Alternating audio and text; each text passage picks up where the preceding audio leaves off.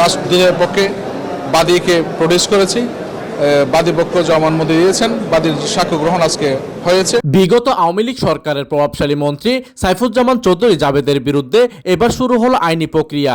একটি প্রতিষ্ঠানের নামে ইউসিবি ব্যাংক থেকে 25 কোটি টাকা ঋণ নিয়ে তা বিদেশে পাচারের অভিযোগে দুর্নীতি দমন কমিশনের দুদক দায়ের করা মামলায় সাক্ষ্য গ্রহণ শুরু হয়েছে।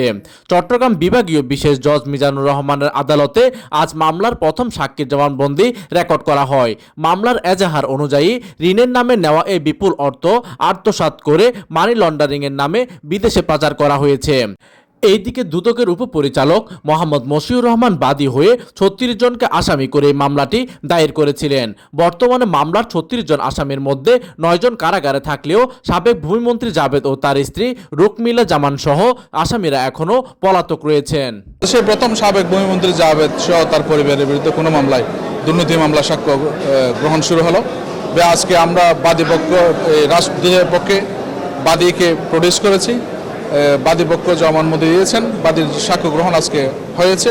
আগামী 21 তারিখ অন্যান্য সাক্ষীর জন্য আদালত দিন ধার্য করেছেন। অপরাধটা সংঘটিত হচ্ছে সেটা হচ্ছে ইউসিবিএল পোর্ট শাখা থেকে ওনারা 25 কোটি টাকার ঋণ নিয়েছিলেন।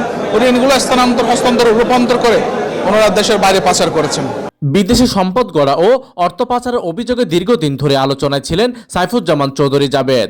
এই মামলার মধ্য দিয়ে সেই দুর্নীতির পাহাড়ের বিচারিক প্রক্রিয়া গতি পেল বলে মনে করছেন সংশ্লিষ্টরা। প্রতিনিধির তথ্য ও পাঠানো চিত্রে ডেস্ক নিউজ, দিগন্তের বার্তা 24, চট্টগ্রাম।